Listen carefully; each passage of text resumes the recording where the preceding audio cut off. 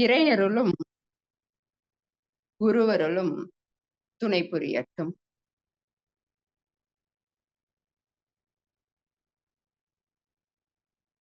வாழ்க வளமுடன். இனிய நன்னாள், பொன்னாள், இந்நாள் ஒரு அருமையான மாலை பொழுதிலே நம்மளுடைய அற்புதமான நேரத்தை ஆன்மீகத்தில் உயர்த்திக் கொண்டு ஆன்ம உயர்வு பெறுவதற்காக இந்த இணையதளத்தில் இணைந்துள்ள அனைத்து மெய் அன்பர்களுக்கும் வாழ்க வளமுடன் என்ற வாழ்த்துக்களும் இனிய மாலை வணக்கங்களும். நாம் அனைவருக்கும் இந்த அரிய பெரிய வாய்ப்பை ஏற்படுத்தி கொடுத்துள்ள யாழ்ப்பாணம் அறிவு திருக்கோயில் நிர்வாகத்தினர்கள், தலைவர் அனைவருக்கும் என்னுடைய இனிய மாலை வணக்கங்களும் வாழ்க வளமுடன் என்ற வாழ்த்துக்களும். நாம் அனைவரும் இந்த மனவளக்கலை அன்பர் அப்படின்ற நிலையில உலக சமுதாய சேவா சங்கத்தின் இணைப்புல வேதாத்ரி மகரிஷி என்ற நம்மளுடைய குருவின் அருளால் இணைந்து ஒன்றாக பயணிக்கிறோம் ஆன்மீகத்தில் உயர்வு பெறுவதற்காக. ஆன்மீகம் வேறு இயற்கை வேறா அப்படின்னு பாத்தீங்கன்னா எல்லாம் ஒண்ணுதான் அப்படின்றதுதான் நம்மளுடைய நிறைவான கருத்து. அந்த நோக்குல நம்ம இயற்கை எப்படி மனவளக்கலையில இணைந்து நம்மளை அழைத்து செல்கிறது அப்படின்றதான் கடந்த சில வாரங்களாக சிந்தனைக்கு எடுத்துக்கொண்டிருக்கிறோம். அதுல இந்த வாரத்தினுடைய தலைப்பு நெருப்பு. நெருப்பு என்பது இயற்கை இல்லையா? அதாவது என்னதான் மனிதன் ஆஹ் கற்காலத்துல சிக்கிமுக்கி கல்லு அப்படின்ற ஒரு கல்லை ரெண்டையும் உரசி நெருப்பை கண்டுபிடித்தான் அப்படி என்று நாம் சொன்னாலும், ஆனா அந்த நெருப்பை உருவாக்குனவன் மனிதனா அப்படின்னு கேக்குற இடத்துலதான் அது இயற்கை. நெருப்புன்னு ஒண்ணு இயற்கையில இருக்கு. அதை எப்படி நாம் பயன்படுத்தி கொள்ள வேண்டும் என்ற கலையை தான் முதல்ல கற்றுக்கொள்கிறான். மற்றபடி நெருப்பவே அவன் என்ன செய்யலைன்னா உருவாக்கவில்லை. அந்த தெளிவை கொடுக்கிறது தான் ஆன்மீகம். நெருப்புன்னு ஒண்ணு இருக்குது. அதை என்னுடைய வாழ்க்கை வளத்திற்காக நான் எப்படி பயன்படுத்தி கொள்ள வேண்டும் அப்படின்ற கலையை, பக்குவத்தை பெறுகிறான் அவனுடைய அறிவின் உயர்வின் காரணமாக. இப்ப சக்கரம் அப்படின்றத ஒன்றை கண்டுபிடிச்ச பிறகுதான் விஞ்ஞானம் உயர்ந்ததா அப்படின்னு கேட்கும்பொழுது, மனிதன் அப்படியே அவனுடைய விலங்கின வாழ்க்கையில இருந்து உயர்கிறான் அப்படின்னு சொன்னா அது எங்க இருந்துன்னா இந்த நெருப்பை எப்படி பயன்படுத்தி கொள்வது என்று கற்றுக்கொண்ட நாட்கள்ல இருந்துதான் இல்லையா? ஏன்னா அது வரைக்கும் அவனுக்கு உணவை அப்படியே தான் என்ன செஞ்சிட்டு இருந்தான், பச்சையாக சாப்பிட்டு கொண்டிருந்தான். அப்ப விலங்கும் அதே மாதிரிதான் சாப்பிட்டுட்டு இருக்குது பச்சையா. அப்ப மனிதன்ற நிலையில அவன் அந்த உயிரினத்துல விலங்கினம் மனித இனம்ன்ற நிலையில ஏற்படுத்தக்கூடிய அந்த வேறுபாட்டை கொடுக்கக்கூடிய அந்த உணவுன்றதுல இருந்து ஆரம்பிக்கிறது தான் இந்த நெருப்பு. அப்ப நெருப்பு மனிதனுடன் அப்படியே இணைந்து விஞ்ஞான வளர்ச்சியில என்ன செஞ்சுட்டே இருக்குது, வளர்ந்து வந்து கொண்டே இருக்கிறது. அதுல இங்க வேதாத்ரி மகரிஷி நெருப்புன்னு சொல்லும் போது அதனுடைய வெப்பத்தை மட்டும் நம்ம சொல்லல, அதனுடைய வெளிச்சத்தையும் சேர்த்து நம்ம சொல்கிறோம் இல்லையா? நெருப்புன்ற இடத்துல அதை நம்ம எப்படி வெளிச்சமாகவும் உணர்கிறோம், அதனுடைய வெப்பத்தையும் உணர்கிறோம் அப்படின்ற நிலையில தான் நம்ம இப்ப அந்த நெருப்போட இணக்க உறவை ஏற்படுத்தி கொள்ள இருக்கிறோம். எப்படி ஏற்படுத்திக் கொள்வது அப்படின்னு. அப்ப மகரிஷி வேற எந்த இதனாலும் உதாரணத்துக்கு எடுத்திருந்திருக்கலாம். அதாவது நீங்க ஒரு தீபச்சுடரை பார்த்துட்டே இருங்க. ஏன்னா ஆன்மீகம் அப்படின்னு சொன்னாவேவும் விளக்கை ஏற்றுவதுதான் அப்படின்ற மாதிரி நிறைய இடங்கள்ல அந்த ஒரு அடையாள சின்னமாக இருக்கும். நம்ம வேதாத்ரி மகரிஷியுடைய ஒரு போட்டோ கூட அப்படிதான் இருக்கும். விளக்க 5 முகத்தையும் அப்படியே ஏத்தி வைக்கிற மாதிரி அப்படின்னு சொல்லிட்டு. அப்ப நம்ம அந்த நெருப்ப மகரிஷி உதாரணத்துக்கு எடுத்திருந்திருக்கலாம். ஆனா இந்த நெருப்பின் மீது தவம் அப்படின்றதுல மகரிஷி எதை எடுக்கிறாங்க அப்படின்னு பாத்தீங்கன்னா, அந்த பூமி என்ன செய்தான் தன்னைத்தானே சுற்றி கொண்டு இருக்குது. அப்படி தன்னைத்தானே சுற்றி கொண்டு இருக்கும் பொழுது கனத்த அணுக்கள் எல்லாம் மையம் நோக்கி ஈர்க்கப்படுகிறது. அப்ப இங்க என்ன சொல்றாங்க அப்படின்னு பாத்தீங்கன்னா, துல்லிய சமதள சீர்மை அப்படின்ற தத்துவத்தையும் எடுத்து சொல்லி, அதன் காரணமாக கனத்த அணுக்கெல்லாம் என்ன செய்யப்படுகிறது? மையம் நோக்கி ஈர்க்கப்படுகிறது. அப்ப அந்த பூமி சுத்திக்கிட்டே இருக்கிறதுனால, அந்த அணுக்கள் என்ன செய்ய ஆரம்பிக்கிறது? நெருங்க ஆரம்பிக்கிறது. அப்படி நெருங்கும் பொழுது அங்க என்ன ஏற்படுகிறதுன்னா, நெருப்பு ஏற்படுகிறது.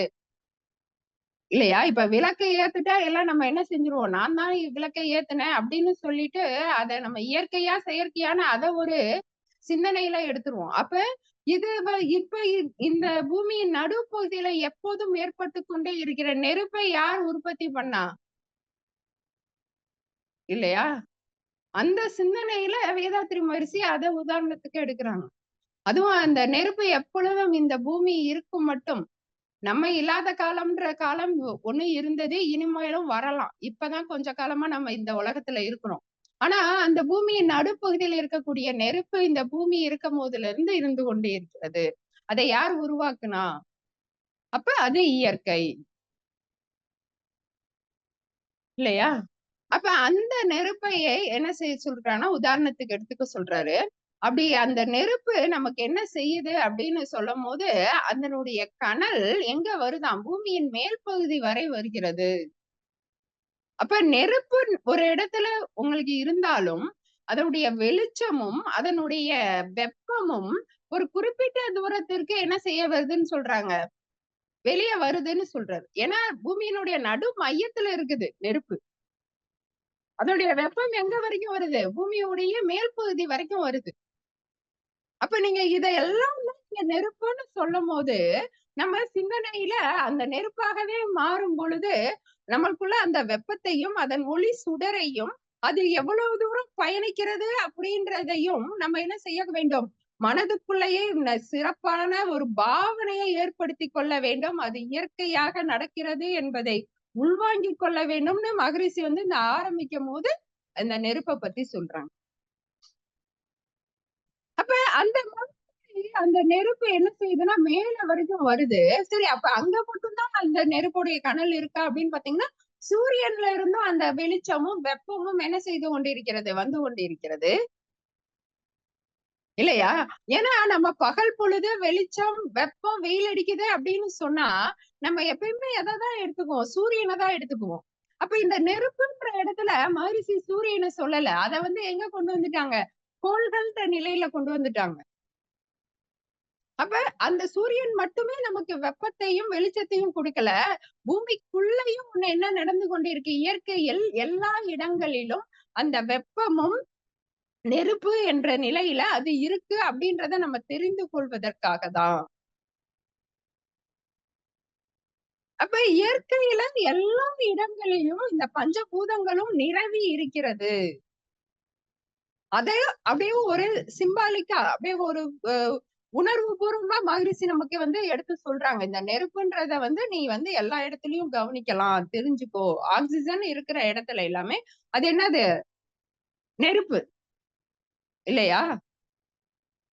இன்னும் சொல்லும்போது அது அடர்த்தியான காற்று அப்படின்னும் சொல்றாங்க. அந்த வாயுவும் என்ன செய்கிறது? நெருப்பாக இருக்கிறது. இப்ப சிலிண்டர்ன்னு நம்ம வீட்ல வச்சிருக்கோம். அதுல எப்படி இருக்குதுன்னா, காற்று தான் அடைச்சு வச்சிருக்காங்க. ஆனா நீங்க அந்த ஓப்பன் பண்ணீங்கன்னா, அங்க போய் அந்த நெருப்ப லைட்டா பத்த வச்சீங்கன்னா, அது என்ன செய்ய ஆரம்பிச்சுடும்? எரிய ஆரம்பிச்சுடும். அப்ப அந்த நெருப்பு என்ன செய்யுதுன்னா, உள்ள அடக்கமாக இருக்கிறது. அப்ப நம்ம எரிந்து கொண்டு இருக்கிற நெருப்பை மட்டும் இல்லை, அடக்கமாக இருக்கிற நெருப்பையும் நம்ம என்ன செய்து கொள்ள வேண்டும்? எடுத்துக்கொள்ள வேண்டும். அப்ப அந்த நெருப்பு எனக்கு வெளிச்சத்தையும், வெப்பத்தையும் மட்டுமே கொடுத்துக் கொண்டு இருக்கிறதா? அப்படின்னு சொல்லி பார்க்கும்போது, அதை வைத்துக் கொண்டு நம்ம என்ன செய்றோம் அப்படின்னா, நம்மளுடைய வாழ்க்கை வளங்களை ஏற்படுத்திக் கொள்கிறோம் இல்லையா? இப்ப எல்லா நேரங்கள்லயும் என்ன இருக்குதுன்னா, அ அந்த மின்சாரம்ன்ற நிலையில அதவே எப்படி மின்சாரமா நம்ம பயன்படுத்தி, இததான் விஞ்ஞான வளர்ச்சி அப்படின்றது. பயன்படுத்தி வெளிச்சமாகவும், ஹீட்டர் அப்படின்ற நிலையில சூடு வர்றதுக்கும் பயன்படுத்தி இல்லையா? அப்படி பயன்படுத்திட்டு இருக்கும்போது, இப்ப பகல் பொழுதே நேரங்களிலே நம்ம என்ன செஞ்சுகிட்டு இருக்கோம்? லைட்ட போட்டுக்கிறோம். இரவு பொழுது, பகல் பொழுது போல நம்மளுக்கு இரவாக அதாவது இருட்டாக இல்லாமல் வெளிச்சமாக இருக்கிற அளவுக்கு நம்ம என்ன செய்து கொண்டிருக்கிறோம்? அந்த வெளிச்சத்தையும் நெருப்பு தன்மைன்ற அந்த வெப்பத்தையும் நம்ம என்ன செய்து கொண்டிருக்கிறோம்னா பயன்படுத்தி கொண்டிருக்கிறோம். இதை நம்ம ஆக்கப்பூர்வமாக பயன்படுத்த வேண்டும் அப்படின்றதுக்காக மட்டும்தான் இந்த நவகிரக தவத்துல மகரிஷி நெருப்புன்ற தத்துவத்தை எடுத்து வச்சிருக்காங்க இல்லையா? அப்ப ஒரு நெருப்பை பயன்படுத்தி நம்ம என்ன செய்யறோம்? உணவு சமைத்துக் கொள்கிறோம். நமக்கு உரிய இருளை அகற்றக்கூடிய வெளிச்சத்தை ஏற்படுத்திக் கொள்கிறோம். அது நம்ம உடல்ல இருக்கும் பொழுது அதுவே நம்மளுடைய டெம்பரேச்சர் அப்படின்ற சொல்றதுல வெப்பநிலை நம்ம உடம்புல இந்த வெப்பநிலை இருக்க வேண்டும் அப்படின்றத நம்ம கணக்கீடு எடுத்துக்கொள்கிறோம். ஏன்னா அந்த ஒரு குறிப்பிட்ட அளவுல நம்ம உடல்ல வெப்பநிலை மாறிவிட்டது என்றால் அது நம்மளுக்கு என்ன ஆகுது? குறைந்தாலும் நமக்கு வந்து குளிர் ஜுரம் அப்படின்னு சொல்லி அது ஒரு ஃபீவர் வர மாதிரி ஆயிடுது. இல்ல இந்த வெப்பநிலை அதிகரிக்கும் போதும் அதுவும் நம்மளுடைய உடலால நம்மளால என்ன செய்ய முடியல? தாங்க முடியல. அப்ப நம்ம உடல்ல பஞ்சபூதங்கள்ல ஒன்றான நெருப்பு எப்பொழுதுமேவும் அதற்கான வேலைகளை செய்து கொண்டே இருக்கிறது. இன்னும் நல்லா சொல்லணும்னா நம்மளுக்கு ஜீரண மண்டலம் சிறப்பாக இயங்க வேண்டும். அது நல்லா ஜீரண சக்தி ஏற்படுத்த வேண்டும்னால் இந்த நெருப்பு போதுமான அளவு எரிந்து கொண்டே இருக்க வேண்டும். அப்படினாதான் நம்ம உடல்ல அந்த சக்தின்ற எனர்ஜி லெவல் அந்த ஆற்றல் அளவு வந்து என்ன ஆகும்னா அதிகரிக்க ஆரம்பிக்கும். அப்ப வெளிப்புறத்துல மட்டும் இல்ல அந்த நெருப்பு, உனக்குள்ளாகவும் அந்த நெருப்பு என்ன செய்து கொண்டிருக்கிறது? உன்னை வாழ்வதற்கான அந்த ஆற்றலை கொடுத்துக் கொண்டிருக்கிறது. அப்ப பஞ்சபூதங்கள் அப்படின்ற நிலையில நம்ம நிலம், நீர், நெருப்பு அப்படின்னு 3ஐயும் பார்க்கிறோம். அந்த 3மே நம்மளுக்கு எதுல இருக்குதுன்னா, நம்ம உடல்லயும் இருக்குதுன்றத பார்த்திருக்கோம். உடல்ல மட்டும் இல்ல, வெளியவும் எப்படியெல்லாம் அது இயங்குது அப்படின்றத பார்க்கிறோம். இப்ப நம்மளுக்கு வந்து இப்ப உடல்ல இருக்குதுன்னு சொல்லும்போது, அந்த நெருப்புக்கான மையம் எது அப்படின்னு பார்த்தீங்கன்னா, மணிப்பூரகம். நம்மளுடைய தொப்புள் மையம். அந்த வயிற்று பகுதி இருக்குது பார்த்தீங்களா? அததான் நம்மளுடைய நெருப்புக்கான மையமாக இருக்கிறது நம்ம உடல்ல. ஏன்னா ஒவ்வொரு பஞ்சபூதங்கள் சொன்னாலும் நம்ம அதுக்கும் ஒவ்வொரு மையங்களும் இருக்குது அப்படின்றதையும் நம்ம தெரிந்து கொள்ள வேண்டும். அப்ப இதை மகிழ்ச்சி என்ன சொல்லிட்டாங்கன்னா, இப்ப இந்த நெருப்பு வந்து இப்படிதான் இருக்கு எல்லாம் சொல்லிட்டாங்க. ஆனா இந்த நெருப்பை நம்ம சரியான முறையில பயன்படுத்தவில்லை என்றால், அதுவே நமக்கு என்னவாக முடிகிறது? ஆபத்தாக ஏற்படுத்திக் கொள்கிறது.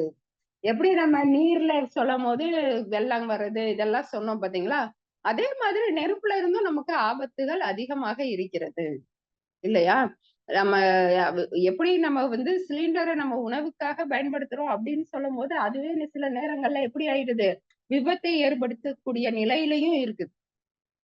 அந்த மாரி ஒரு நெருப்பு ஏற்பட்டுச்சுன்னா, அது மிகப்பெரிய ஆபத்தாக இருக்கும் இல்லையா? இப்ப நம்ம மின்சாரம்னு சொன்னோம். அது நமக்கு வெளிச்சத்தையும் குடுக்குது.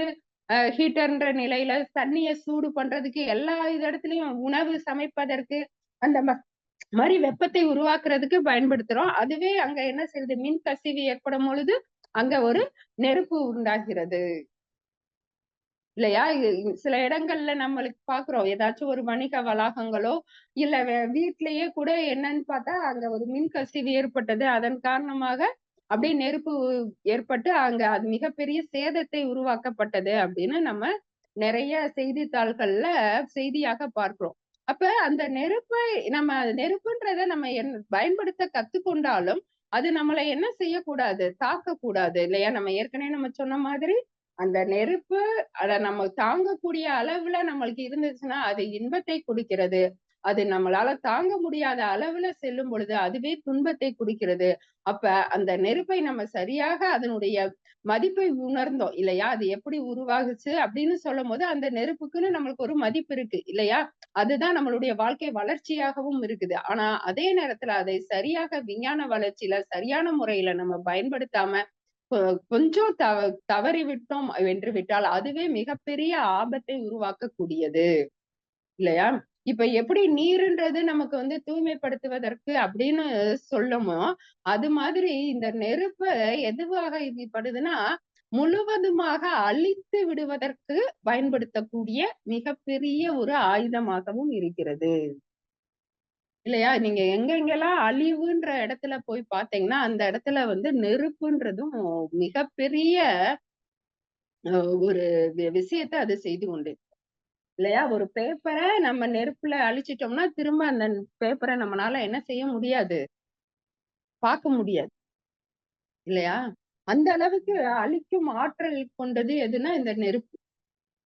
இப்ப நம்ம ஏதாச்சும் அந்த போர் இதெல்லாம் பார்த்தோம்னா, போர பத்தி நம்ம சொல்ல தேவையில்ல. இல்ல சொல்றேன். இல்லையா? அது நமக்கு தெரியும். அந்த எல்லா இடத்துலயும் காமிக்கிறப்ப எத காமிப்பாங்கன்னா, நெருப்ப தான் காமிப்பாங்க. அது என்ன செஞ்சுரும்னா, ஒன்ஸ் அது வந்துருச்சுன்னா, அது அந்த நெருப்பு என்ன செஞ்சிரும்? எல்லாத்தையும் ஒரே இதா அழிச்சிடும். அத திரும்ப நம்ம எப்படி உற்பத்தி பண்றதுக்கு எவ்வளவு நம்ம முயற்சி எடுக்கிறோமோ, அத வந்து அந்த நெருப்பு வந்துருச்சுன்னா, அடுத்த நொடியில அது எல்லாமே அழிந்து விடும். அப்ப நம்ம உருவாக்குன பொருட்கள் மட்டும் இல்ல, இறுதி காலகட்டத்துல நம்மளுடைய உடலை அழிப்பதற்கும் பயன்படுத்தக்கூடியது எதுன்னா, இந்த நெருப்பு தான். இல்லையா? உடல்ல லாஸ்ட்ல இந்த உடல நம்ம என்ன செய்றாங்க, சில சடங்கு முறைகள்ல என்னவா இருக்கும், உடல வந்து தகனம் நெருப்ப கொண்டு தான் என்ன செய்வாங்க, அழிப்பாங்க. அப்ப இந்த நெருப்பு எப்படி நமக்கு வந்து அ ஒ மனித இனம் வளர்றதுக்கு அப்படியே முதல் முறையாக சிக்கிமுக்கு கல்ல இருந்து கண்டுபிடிச்சு, அது நம்மளுடைய அடுத்த வாழ்க்கை முடிவுகிற அளவுக்கு இந்த நெருப்பு என்ன செய்து கொண்டே இருக்கிறது. நம்ம கூடயே தான் இருக்குது. அப்ப இந்த நெருப்பின் மீது தவம் இயற்றணும் அப்படின்னு சொல்லும்போது, இயற்கையில ஒரு அங்கம் எதுன்னா நெருப்பு. அந்த நெருப்பு மீது நம்ம தவம் இயற்றும் பொழுது, மகரிஷி என்ன சொல்றாங்கன்னா, இந்த மாதிரி அதுக்குன்னு ஒரு தனி ஆற்றல் அழிவுன்ற சக்தி இருந்தாலும், அதிலிருந்து நம்மளை காத்துக் கொள்வதற்காக இல்லையா? காப்புகள் 3 அப்படின்றபோது, இயற்கை சீற்றத்தின் காரணமாகவும் நெருப்பு வரலாம் இல்லையா? இது நம்மளுடைய இந்த அ வெப்ப காலங்கள்ல எப்படி இருக்குது அப்படின்னு பார்க்கும்போது, காடுகள்ல அ யாருமே ஏற்படுத்தாட்டினா கூட, அந்த உராய்வின் காரணமாக என்ன செய்ய ஆரம்பிக்கிறது, அந்த வெப்பம் அதிகமா இருக்கிறதுனால, அந்த காடுகள்ல இயற்கையாகவே காட்டுத்தீ அப்படின்றது என்னன்னா, இப்ப கூட நெறைய நம்ம செய்தித்தாள்கள்ல பார்த்திருப்போம். காட்டுத்தீ வந்து தொடர்ந்து எரிந்து கொண்டே இருக்கிறது. அத நம்மனால என்ன செய்யவே முடியல, கட்டுப்படுத்தவே முடியல. அப்படின்ற அளவுக்கு நெருப்பு வந்து நம்மளுக்கு ஆபத்து நிறைந்ததாகவே தான் இருக்கிறது. அத வந்து நம்ம ஆபத்து இல்லைன்னு சொல்லவே முடியாது. ஏன்னா, ஒரு சின்ன ஒரு விளக்குல கூட சரி, இல்ல ஒரு மெழுகுவர்த்தி எடுத்துட்டு, அதுல நம்ம ஒரு சின்ன தீயா இருந்தா கூட, அதுல நீங்க கைய வச்சீங்கனாலும், அது என்ன செஞ்சுரும்? சுற்றும். இல்லையா? அப்ப நெருப்ப பொறுத்த அளவுல, அது சின்ன நெருப்பு, பெரிய நெருப்புன்லாம் க எந்த ஒரு அளவுலாம் இல்ல. எல்லா நெருப்புலயும் நீங்க கைய வச்சீங்கன்னா, அது உங்கள சுடதான் செய்யும். இல்லையா? அதனுடைய வெப்பத்த நம்மனால என்ன செய்யவே முடியாது. தாங்க முடியாது. அவ்வளவு ஆபத்து நிறைந்தது நெருப்பு. அப்ப அந்த நெருப்ப நம்ம வந்து சரியான முறையில நம்ம அந்த பயன்படுத்திக் கொள்வதற்கு நமக்கு அந்த ஆற்றலை பெற்றுக்கொள்ள வேண்டும். அது எப்பொழுதுமே நமக்கு என்ன செய்யணும்? ஒரு காப்பாக இருக்க வேண்டும். இரவும் பகலும் எல்லா நேரங்களிலும், எல்லா இடங்களிலும், எல்லா தொழில்களிலும் காப்பு பெற வேண்டும். ஏன்னா, அந்த நெருப்ப நம்ம பயன்படுத்தாத நேரம்ன்றதே இல்ல. அப்ப நெருப்பை எப்பொழுதுமே நம்ம பயன்படுத்திக்கிட்டு இருக்கோம். நம்மள சுத்தி எப்பயுமே நெருப்பு இருந்து கொண்டே இருக்கிறது. அப்ப அதிலிருந்து நமக்கு எப்பவுமே என்ன செஞ்சுட்டே இருக்கணும்? காப்பு கிடைத்துக் கொண்டே இருக்க வேண்டும். அப் ஏன்னா நமக்கு எப்ப, எந்த நேரத்துல, இயற்கையில எப்படி நடக்கும்னு நமக்கு தெரியாது. அப்ப வருமுன் காக்கிறது தான் சால சிறந்தது. அதுக்குரிய மிகப்பெரிய தவம் தான் பஞ்சபூத நவக்கிரக தவம். எனக்கு ஒரு துன்பம் வரட்டும், துன்பம் வந்த பிறகு நான் அதுல இருந்து காப்பாத்துறதுக்கு என்ன பண்ணணும்னு பாக்குறேன் அப்படின்றது இல்ல. ஏன்னா இயற்கையில இருந்து எந்த பக்கத்துல இருந்தனாலும் நமக்கு துன்பங்கள் வரலாம். எப்படி அதை வாழ்க்கை வளங்களாக நம்ம பயன்படுத்துகிறோமோ, அதே இது சில நேரங்கள்ல நம்மளுக்கு எதுவும் வரலாம், துன்பம் வரலாம். நம்மளால தாங்க முடியாத அளவுல.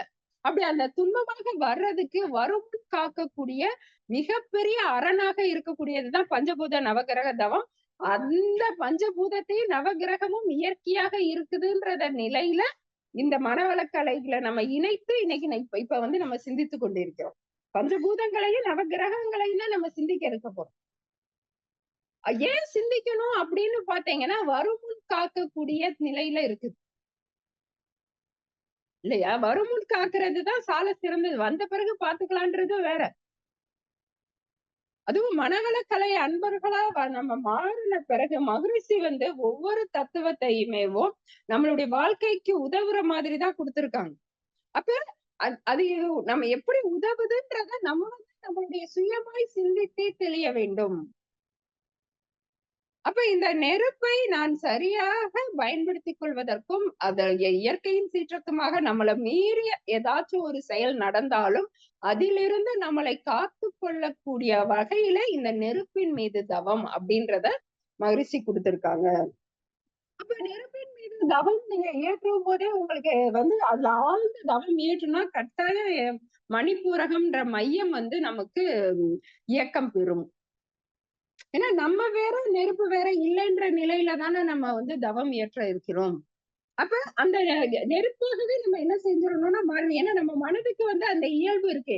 எதை நம்ம தொடர்பு கொள்கிறோமோ, அந்த பொருளாகவே நம்மளால என்ன செய்ய முடியும்னா மாற்றம் பெற முடியும்.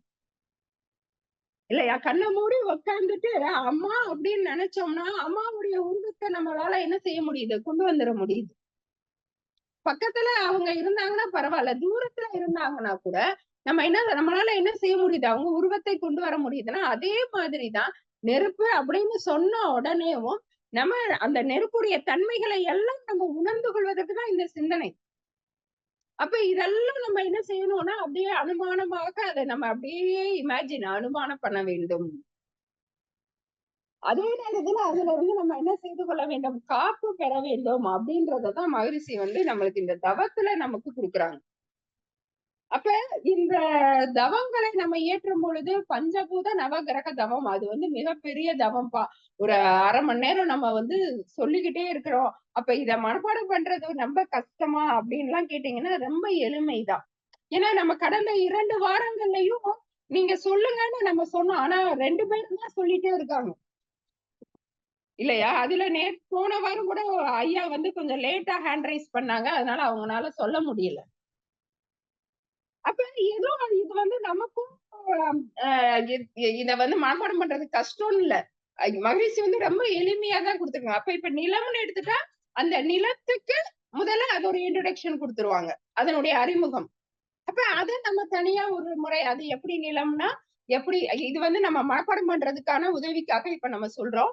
அப்ப அது என்னென்ன இருக்குது, அது எவ்வளவு வேகமாக சுத்துது, இதெல்லாம் பத்தி சொல்றாங்க. அடுத்து நீருன்னு எடுத்தீங்கன்னா, நீருக்கும் அதுக்கு ஒரு அறிமுகம் இருக்கும். நீர் இந்த உலகத்துல எவ்வளவு சதவீதம் நீரால் சூழ்ந்துள்ளது அப்படின்னு நீருக்கு இருக்குது.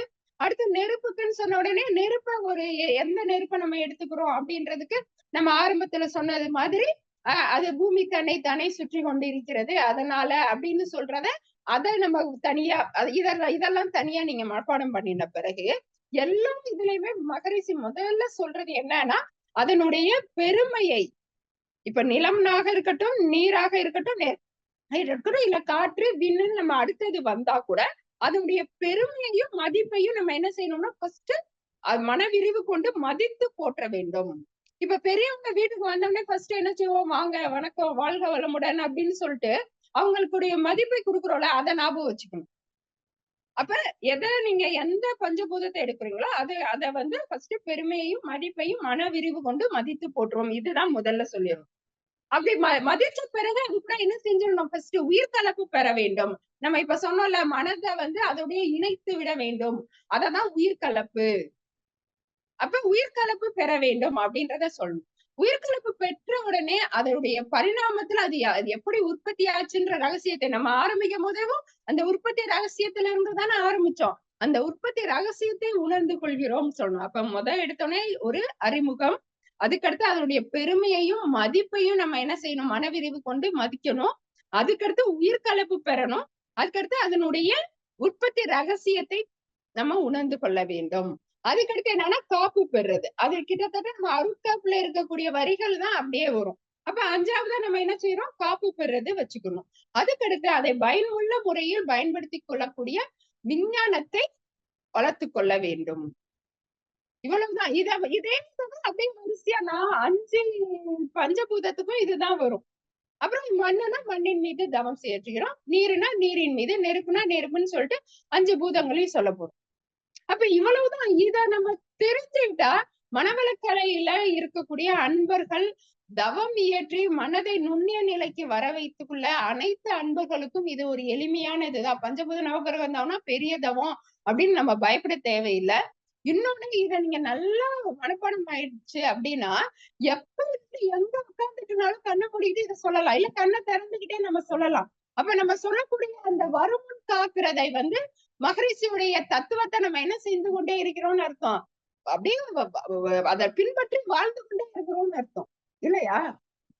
ஏன்னா நமக்கு கிடைக்கிற நேரத்துல எல்லாம் தவம் ஏற்றுவோம் அப்படின்னு சொல்லும் போது கண்களை திறந்து இருந்து கொண்டே நீங்க வந்து ஆகினையில மனதை செலுத்துவதற்கோ இல்ல துரிய தவம் ஏற்றுவதற்கோ கொஞ்சம் கடினமா இருக்கும்.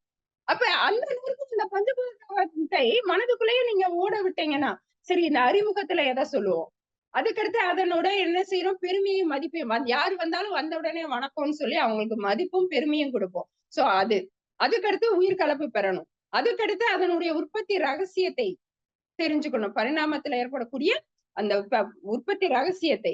அதுக்கடுத்து அதுல காப்பு பெறணும். அதுக்கடுத்து அதை வாழ்க்கை வளமா பயன்படுத்தணும். அதன் மீது தவம். அவ்வளவுதான். இத மட்டும் நம்ம மீண்டும் மீண்டும் ஒவ்வொன்றுக்கும் எதை சொல்லணும் அப்படின்றத மட்டும் ஆராய்ச்சிக்கு எடுத்துக்கொண்டு சிந்தனை செய்தால் நம்மளால என்ன செய்ய முடியும்னா எளிமையாக இந்த பஞ்சபூத நவகிரக தவத்தை மனதுக்குள்ளேயே ஓட்டி, இதுல ரொம்ப முக்கியமானது என்னன்னா வருமுன் அதற்கு நமக்கு ஏதேனும் துன்பங்கள் வந்தா இந்த பஞ்சபூதங்கள் மூலமாக வரலாம் இல்லையா? ஏன்னா பஞ்சபூதங்கள் தான் இந்த பிரபஞ்சமாகவே இருக்குது. நமக்கு வெளியே இருக்கக்கூடிய இயற்கைன்னு சொல்லி பாத்தீங்கன்னா எல்லாமே இது பஞ்சபூதங்கள் தான். முதல் இது என்னதுன்னா பூதம், அது முதல் பூதம் தான். அப்ப அதுல இருந்து வரக்கூடியதா. அப்ப பஞ்சபூதம் இல்லாமல் இந்த பிரபஞ்சமே இல்லை. நம்மளுக்கு வாழ்க்கை வளங்களாக இருக்கட்டும், இல்லை ஏதேனும் துன்பங்களாக இருக்கட்டும், அது எதுனாலும் எதுல இருந்துதான் வருதுன்னா பஞ்சபூதத்துல இருந்து தான் வருது. அப்ப அதுல இருந்து காக்கக்கூடிய இந்த ஒரு தவம் மிக எவ்வளவு முக்கியமான ஒண்ணு. அப்ப அத நம்ம மனதுக்குள்ள எப்பொழுதுமே வைத்துக் கொள்வதற்கு இந்த சிந்தனைகளை அத ஒவ்வொரு வாரமும் நம்ம சிந்தனை எடுக்கும். ஏன்னா ஒரே நாள்ல படிக்கிறது தான் நமக்கு கஷ்டம். ஒரு வாரத்துல ஒண்ணு. இப்ப நம்ம முதல் வாரத்துல நிலத்தை எடுத்தோம், அடுத்து நீர் எடுத்தோம், இந்த வாரம் நெருப்பு எடுத்திருக்கோம். அப்ப அடுத்த வாரத்துக்கு காற்று, நாளைக்கு இருந்து காற்றை நீங்க என்ன செய்யலாம், மீண்டும் மீண்டும் சொல்லி பார்க்கலாம். அதிகபட்சம் எவ்வளவு நேரம் ஆக போகுது இல்லையா? அப்ப சொல்லும் போது இந்த நெருப்பின் மீது தவம் சொல்றதுக்கு என்ன சொல்ல போறோம்னா பிரபஞ்ச பரிணாமத்தில் 3வது தத்துவமாகிய நெருப்பின் மீது தவம் இயற்றுகிறோம். பூமி தன்னைத்தானே வேகமாக சுற்றி கொண்டிருக்கிறது. அதனால் அதன் கனத்த அணுக்கள் எல்லாம் நடு மையத்தில் நெருக்கமாக கூடிக்கொண்டே இருக்கின்றன. அந்த நெருக்கத்தால் அணு சிதைவு ஏற்பட்டு எப்பொழுதும் ஒரு பெரும் நெருப்பு பூமியின் மையத்தில் ஏற்பட்டு கொண்டே இருக்கிறது. அதனுடைய கனல் பூமியின் மேல் பகுதி வரை வந்து அங்கு வாழும் உயிரினங்களுக்கு ஆக்கமும் ஊக்கமும் அளித்துக் கொண்டிருக்கிறது. அந்த பெரும் நெருப்பையே நாம் தவத்திற்கு எடுத்துக்கொள்கிறோம். இதுதான் அந்த அறிமுகம். இத ஒரு 4 முறை 5 முறை அதுவும் இந்த வாரம் முழுவதும் நீங்க சொன்னீங்கன்னா தானா வந்துடும். அடுத்து நெருப்பின் பெருமையும் மதிப்பையும் மன விரிவு கொண்டு மதித்து போற்றுவோம். ஒன்றில் கலந்து உயிர்கலப்பு பெறுவோம். பிரபஞ்ச பரிணாமத்தில் நெருப்பின் உற்பத்தி ரகசியத்தை உணர்ந்து கொள்வோம். நெருப்பில் இருந்தும் நெருப்பினாலும் இரவும் பகலும் எல்லா நேரங்களிலும் எல்லா இடங்களிலும் எல்லா தொழில்களிலும் காப்பு பெறுவோம். நெருப்பை பயனுள்ள முறையில் பயன்படுத்தி கொள்ளக்கின்ற விஞ்ஞானத்தை வளர்த்துக் கொள்வோம்.